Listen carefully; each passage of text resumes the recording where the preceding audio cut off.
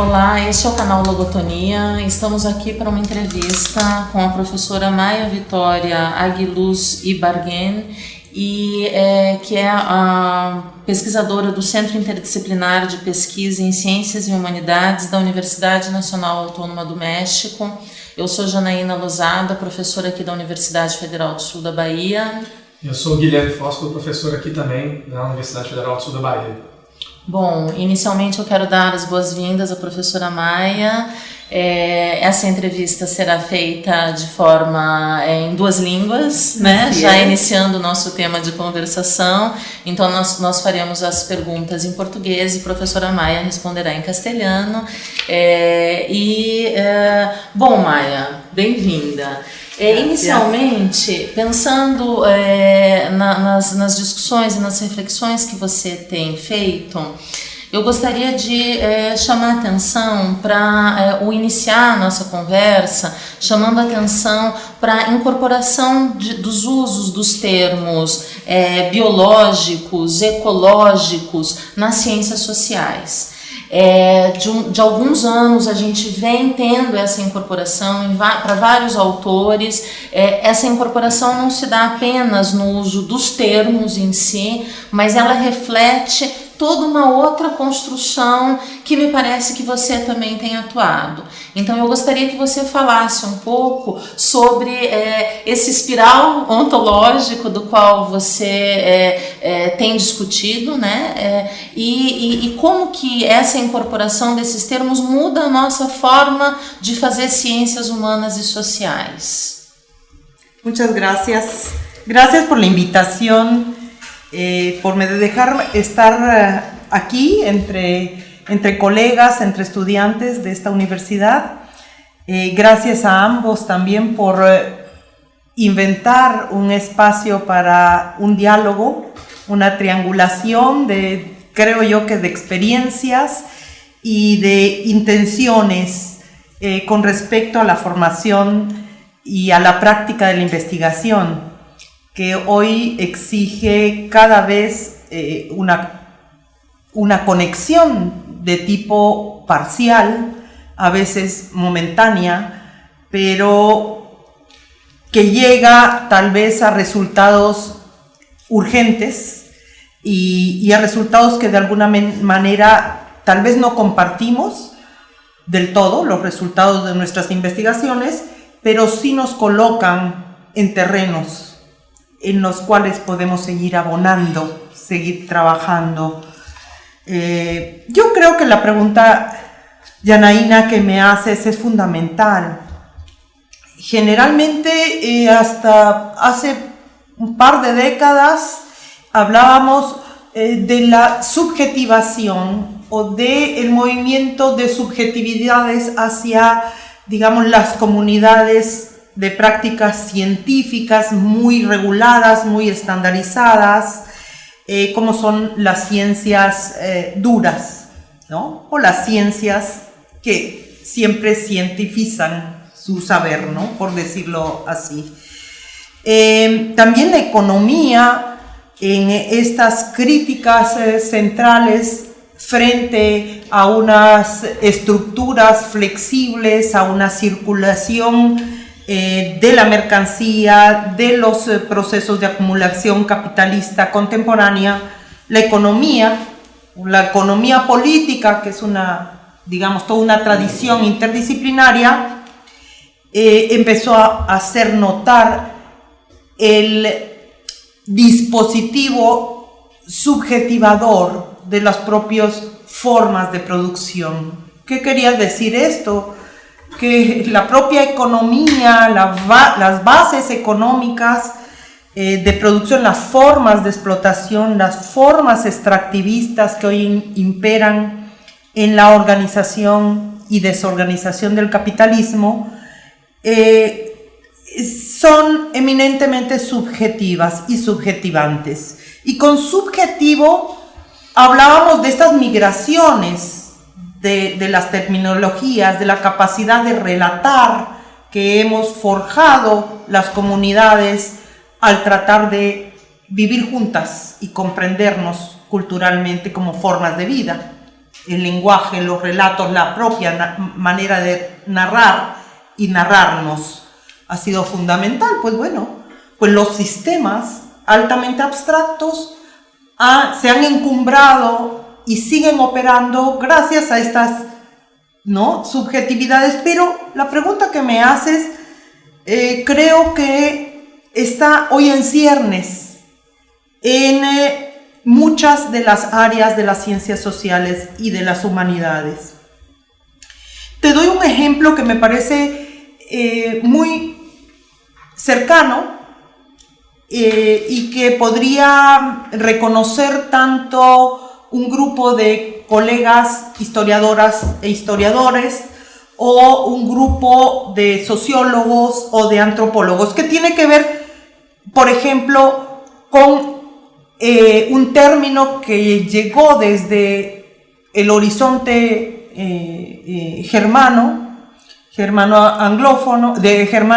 germánico, perdón, y que tiene que ver con la palabra de la pérdida del mundo. O sea, el Weltlos en el siglo XX fue una palabra importantísima para todo un proceso que después conocimos en su mayor dureza, un proceso político que excluyó, que señaló y que acabó exterminando vidas otras. La pérdida del mundo, sin embargo, fue avisorado, fue sentido por, obviamente, toda una red de pensadores del horizonte germano, para quienes el mundo estaba desapareciendo. El proceso de reconocer, avisorar una catástrofe estaba, digamos, adherida a la propia manera de vivir y constituirse como comunidades de memoria. Estoy hablando de pensadoras y pensadores judío-alemanes, para quienes la Weltlos fue una manera de ver, sentir, pero de avisorar lo que podía pasar, siendo un poderoso término para describir en términos científicos, si queremos, lo que puede ser una catástrofe. Es hoy poco incorporada en la propia visión de las ciencias sociales y las humanidades. Este es, digamos, un canal para ver un poco lo difícil y lo lento que puede ser, y por eso tenemos que trabajar incorporando lenguajes, tratando de comunicarnos en diversidad de lenguajes, porque las catástrofes nos pueden ganar y todavía no tenemos una palabra para nombrar lo que acontece. Las pérdidas de los mundos y lo que eso significa, que creo que un biólogo o una bióloga lo conoce desde que puede reconocer cuando un pequeño ser se transforma y está muriendo en un ciclo de vida mucho más corto, no en lo que compone, digamos, la temporalidad biológica más o menos media de los seres humanos. Eso es en la línea de las humanidades del siglo XX a los problemas de las ciencias sociales y las humanidades. Hoy no percibimos en lo cotidiano las pérdidas de los mundos, pero cuando incorporamos y empezamos a hablar con una terminología, y voy a poner el mismo sin hablar del todo alemán, pero comprendiendo un poco el poderío de la constitución de los conceptos y de las categorías. De esta línea germana tenemos un término que pareciera muy rebuscado en español, ¿no?, que es el mundo inmediato. el mundo circundante, vaya, el ambiente. Este espacio que fue, como mundo circundante, fue concebido, observado, estudiado y también sentido por la biología y por un biólogo como Husserl, ¿no? ¿Qué es lo que pasó? Que hemos retrasado más de un siglo la posibilidad de entender la conexión parcial entre lo que es un mundo que se está perdiendo y la importancia simultánea de la pérdida de mundo con nuestro mundo circundante. Dos términos que proceden del alemán, pero no estoy circunscribiendo el ejemplo a lo que podría ser, digamos, una sola vertiente de una lengua, ¿no? Estamos teniendo que hoy en día que incorporar el sentido en ambas significaciones de la palabra, ¿no? El sentido, la significación, pero la posible direccionalidad de términos que han sido acuñados, que han sido forjados por procesos de conexión parcial con mundos que no siempre hemos conocido, ¿no? Pero que todavía están aquí, por fortuna, aunque muchos otros já não estão. Me parece uma coisa engraçada ou estranha no caminho do pensamento ocidental, que nós tenhamos chegado ao ambiente ou a essa preocupação temática com esse mundo que com o qual nós somos conectados, mas que nos parecia tão exterior, tão tarde, né? Uhum. Porque nós tivemos que fazer primeiro todo um trajeto intelectual em caminhos humanos, para que, e aí eu cito o feminismo, as pensadoras feministas, para que a gente possa chegar ao relacionamento com esse outro que é o animal, por exemplo, né? Então, o pensamento das ciências humanas e sociais, ele fez uma trajetória muito complexa e muito longa, né? E muito intermediada por nós mesmos, né? Sobretudo quando ainda nós olhamos esse mundo animal, esse mundo deste outro que nós também somos, né? A partir de princípios e leituras das nossas sensibilidades. Então, nós descrevemos esse mundo a partir dessas sensibilidades que são humanas, né? E nós nos aproximamos mais a estas ou aquelas espécies a partir desses princípios, né? Sim. Então, a nossa subjetivação, ela se torna o cerne e o centro do relacionamento que nós estabelecemos com este outro. Mas ainda assim, nós não conseguimos nos entender como animais. Nós ainda nos distanciamos. Do ponto de vista filosófico, como você, Maia, chegou, do ponto de vista da sua trajetória, como você chegou a essa discussão? Qual foi o caminho que você fez nas ciências sociais para chegar a essa discussão?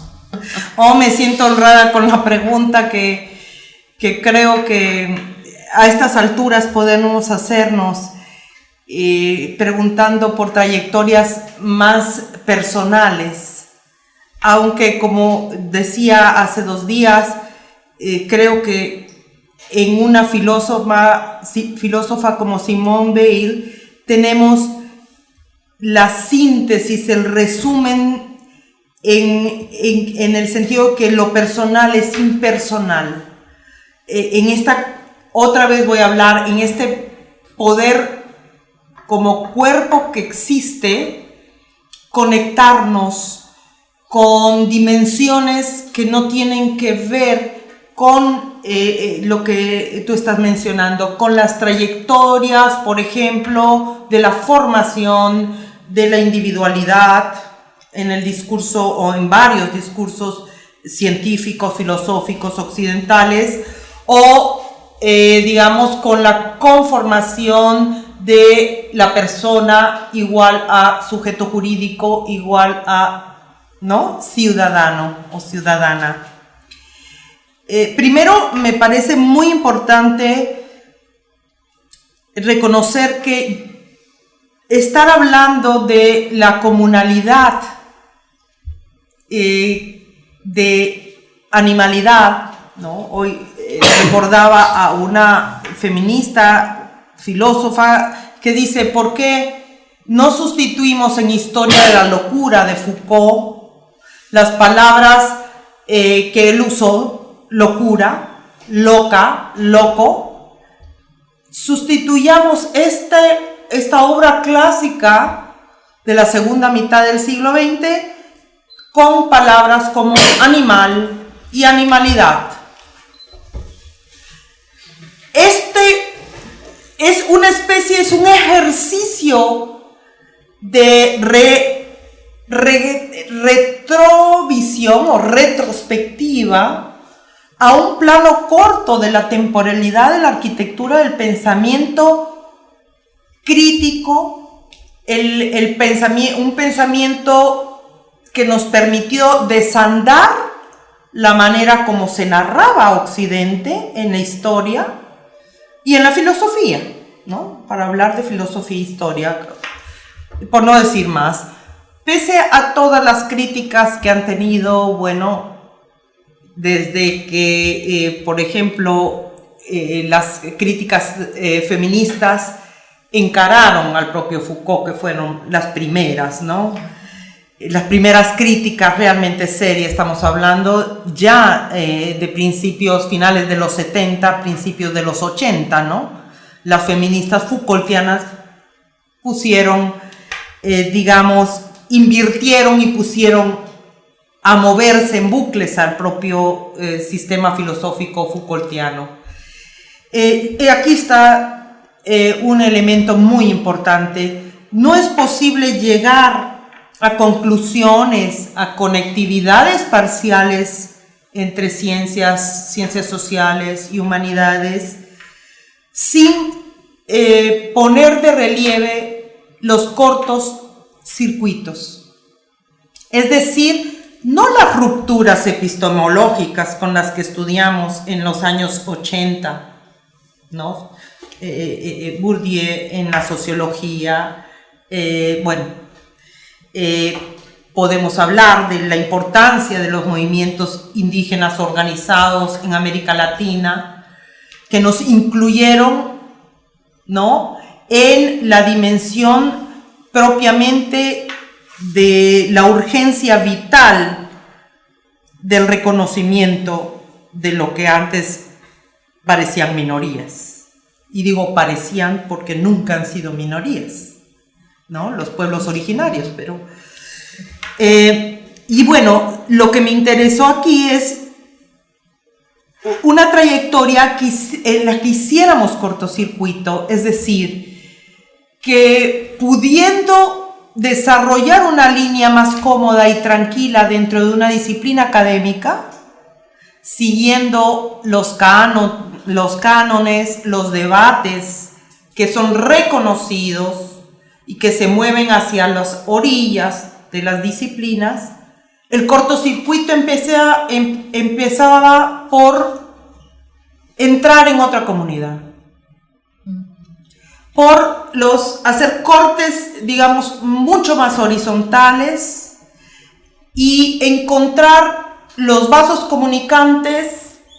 Lo primero que mi experiencia tuvo fueron vasos comunicantes entre la teoría crítica fanfortiana con, la antropología con una perspectiva etnohistórica en América del Sur y en los Andes. Creo que eso fue un cortocircuito. Otro cortocircuito en mi propia trayectoria fue después moverme y tratar de acercarme a lo que en los años 90 se había establecido como una red importante de trabajo interdisciplinario que fueron los estudios culturales, ¿no? Entonces, en universidades, esta es una historia muy conocida, pero fue cierta. O sea, dentro de departamentos donde los investigadores y profesoras decían tenemos derecho a hacer teoría.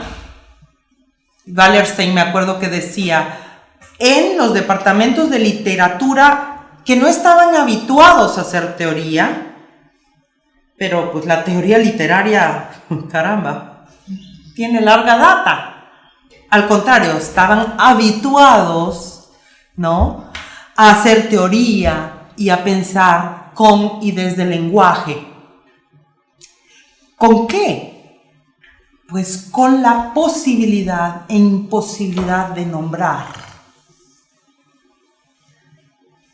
Entonces, en los campos de estudios culturales, en realidad ponían ellos mismos en cortocircuito las líneas tradicionales de los estudios literarios y ponían en pugna lo que después Freud o Zygmunt Bauman llamó la ambivalencia en el propio sentido de cada palabra. No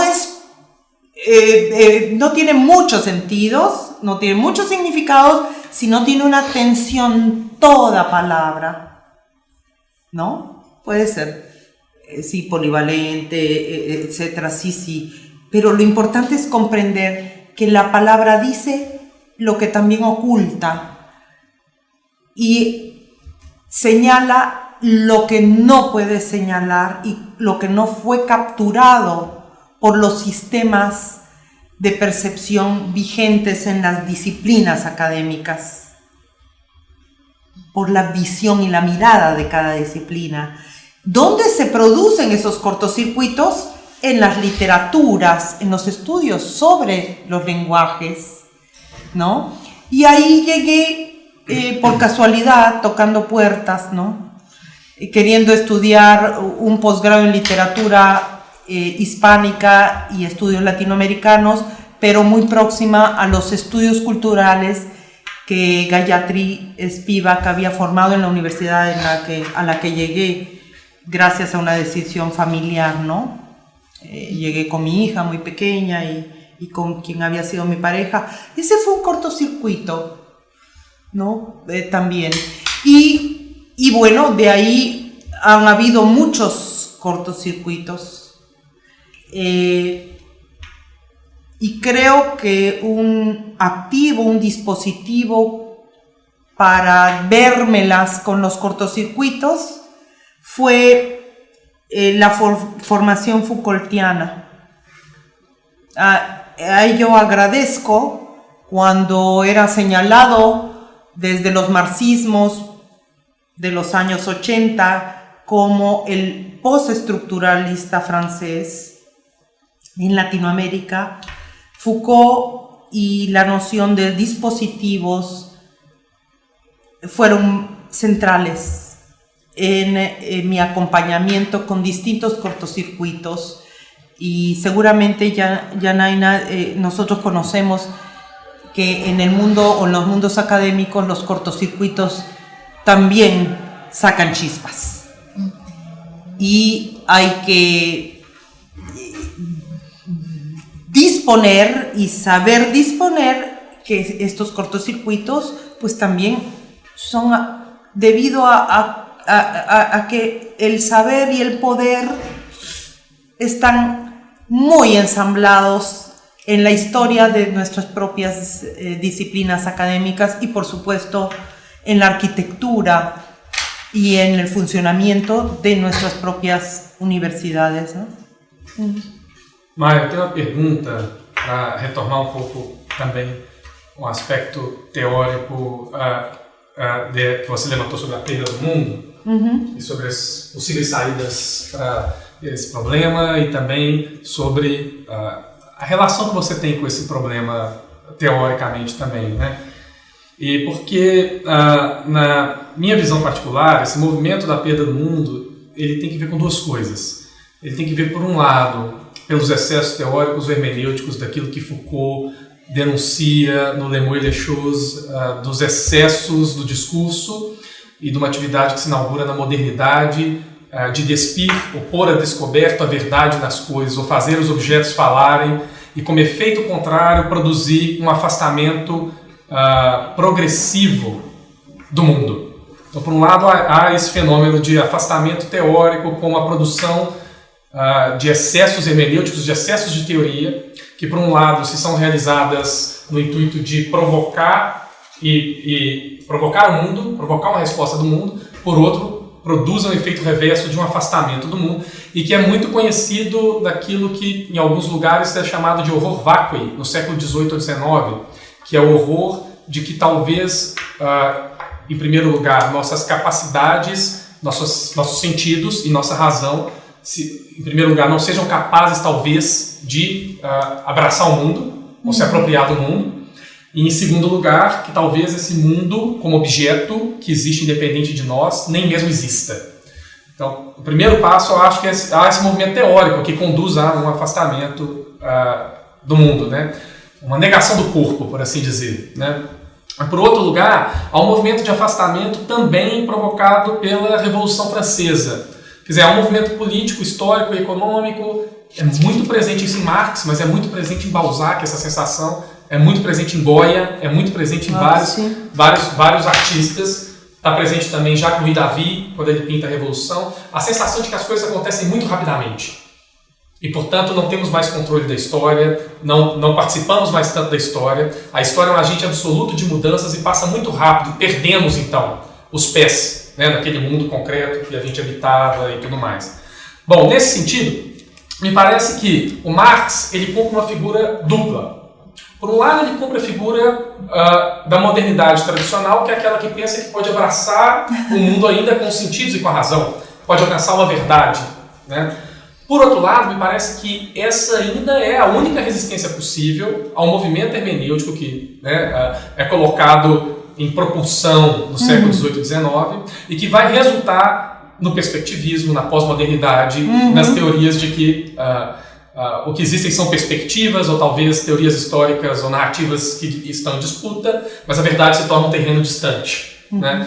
Então, até a década de 80, me parece que o Marx ortodoxo, e não Foucault e Deleuze, ainda parece ser o marxismo ortodoxo a única resistência a esse movimento pós-moderno.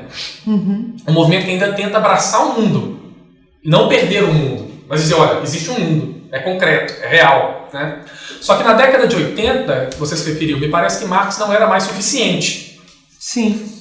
Na década de 80 para 90, há a queda do Muro de Berlim, há o fim da União Soviética e há Fukuyama, e uma série de apontamentos que apontam para o fracasso, talvez, do marxismo, por um lado, e por outro lado, um sentimento de fim da história que passa a colonizar várias áreas teóricas. Né? A história, as ciências, as artes, etc. etc. Né? Há um autor que vai chamar, acho que o nome dele é Timothy Snyder, e ele chama no livro esse tipo de movimento coletivo, essa histeria coletiva sobre o fim da história, de Hegelian Cocktail Party, a festa hegeliana, né, do fim da história.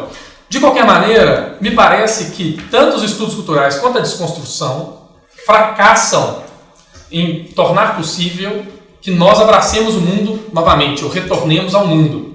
Os estudos culturais, por um lado, por se focar bastante nessa questão da identidade, da subjetividade da linguagem, e deixando de lado as condições materiais e concretas da produção mesmo, das relações ou dos corpos e tudo mais. Por outro lado, a desconstrução, isso me parece uma coisa muito derridiana, e mais derridiana talvez, assim, de que linguagem e mundo não se conectam mais. O discurso independe do mundo. Ele sobrevoa o mundo e talvez seja uma ilusão, uma tarefa inglória, uma tarefa ineficaz, reconectar a linguagem e mundo. Né?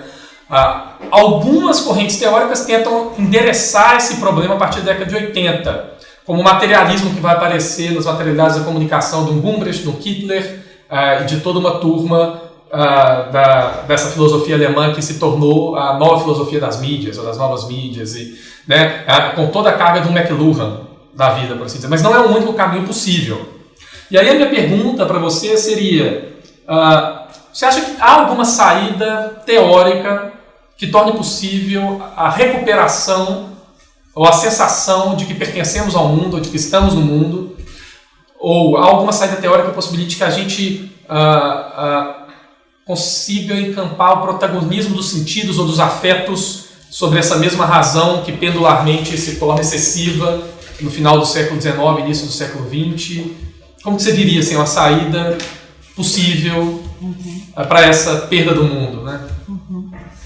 Bueno, también aprecio muchísimo la construcción del cuestionamiento que me haces, Guillermo, y sobre todo digamos, las rutas y los recorridos que has puesto en pocos minutos en resumen y que nos dan idea de lo que ha sido una pugna y un autorreconocimiento de las propias limitaciones, ya no de teorías universalistas, porque tú estás mencionando justamente de 1900, finales de los 70 en adelante, lo que pudo ser los diversos desarrollos de acercamientos teóricos que pusieron el peso en lo que eran las diversidades, de la diferencia culturales, en resumidas cuentas los estudios culturales pueden ser, y los métodos que partieron de la posibilidad de deconstruir el propio lenguaje, como Derrida, ¿no? O sea, lo que había que deconstruir era el lenguaje sobre el cual había sido erigido el sistema de pensamiento logocéntrico y posteriormente falocéntrico, ¿no? Etcétera. Incluso los distintos etnocentrismos. De ahí que en los propios años 80, el propio sufijo etno fue problematizado en el sentido de por qué tendríamos que partir de miradas, de lenguajes desde lo etno o a través de lo etno. Ojalá no olvidemos este comentario, porque este comentario tiene que ver con la posibilidad de pensar lenguajes diferentes que han sido, que nos han excedido como racionalidad.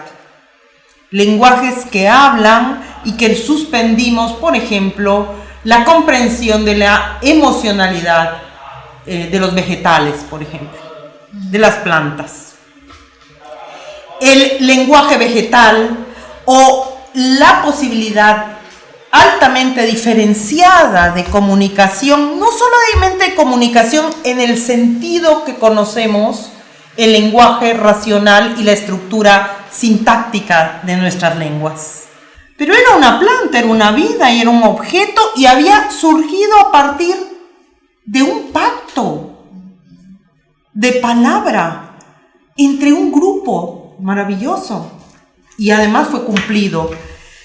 Lo que quiero decirte es que efectivamente el mundo y nuestros mundos están cambiando, están, como yo empecé diciendo, están desapareciendo velozmente y eso no lo hemos introducido en la manera de abrazar el mundo. Por eso era importante una conversación que hablara de sobrevida. De otra manera, cuando yo me acerqué al público de este posgrado, de esta universidad, porque no lo hemos incorporado. Vemos vida, muerte, pero procesos del desaparecer y el aparecer, que es muy importante en estética, ¿no? No es un cuerpo ausente, un cuerpo presente, sino un cuerpo que aparece. ahí tenemos. Vuelvo a la planta cactácea.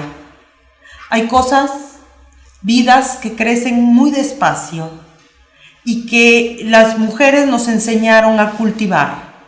Porque la teoría del cuidado, el cuidado como forma de trabajo, como resguardo, como cobijo, es resultado de otros cortocircuitos que se llaman teorías feministas. Y de entre las varias, las que pusieron el énfasis en la importancia del cuidado y cuidar una planta. Es casi una actitud frente a algo que vive y crece lentamente, es una actitud casi contemplativa. Ante la velocidad que un sociólogo alemán también como Hartmut Rosa ha estudiado últimamente, que ya ha publicado cosas sobre teoría crítica, él se dice descendiente de la teoría crítica alemana, y él estudia la estructura social de la velocidad, ¿no? Y dice, la estructura de la velocidad está llevando a varios finales, a varias desapariciones. Y frente a esas desapariciones, él habla de la posibilidad de que abracemos el mundo solo a través de la resonancia. Algo muy importante. No como las cosas, las personas, producimos sonidos, sino la intencionalidad de que en alguna parte de nuestras relaciones sociales se estén dando sentidos que son altamente abstractos, pero sí son percibidos humanamente todavía. La resonancia, que viene de la sonoridad, ¿no? Otro aspecto, y con esto acabo para dar pie, por supuesto, al diálogo, porque ya me he extendido, creo que es muy importante que frente a la rapidez, a la celeridad de la vida, empecemos a encontrar lo que otras culturas, otros pueblos originarios han acumulado y han cuidado a lo largo de centurias o culturas milenarias, pues, y que tiene relación con la contemplación. Otra vez, no estoy hablando de culturas que llenen nuestros tiempos libres, ¿no? La cultura de cuidado del cuerpo, la cultura de la buena alimentación. Estoy hablando de la incorporación de lo que Hannah Arendt llamó una vida contemplativa en la vida activa. No la dualidad de estos dos, ¿no?, categorías analíticas en la filosofía arendiana, sino en el traslape del activo y la contemplación, el traslape de la vida acelerada con el instante, ¿no? Con un instante que solo se percibe aprendiendo a cómo los cuerpos o de cómo los cuerpos se mueven. En la plática decíamos, bueno, tenemos que reaprender o aprender nuevamente que el cuerpo humano no es una representación, no es un lugar de imbricaciones y conflictos, sino también es una vida, un existente que se mueve movilizando, hace haciendo y hace hacer. Todas estas, digamos, frentes de los que estoy hablando, creo que están presentes hoy por hoy en una teoría que no pretende más que dar cuenta.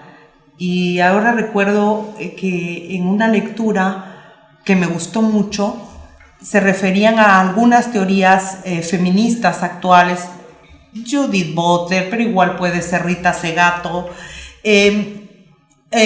Donna Haraway, que igual puede ser Silvia Rivera, o puede ser Geo Videla, una colega mexicana, o pueden ser muchas mujeres jóvenes o mujeres que se han asumido como mujeres o se han transformado como mujeres.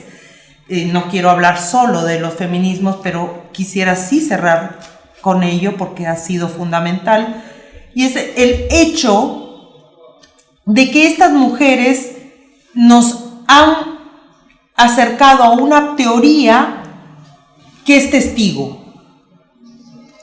a una teoría testigo del mundo y que hace testimonio, que da testimonio del mundo a partir justamente del temperamento del cuerpo y de la voz que está siendo producida al dar ese testimonio.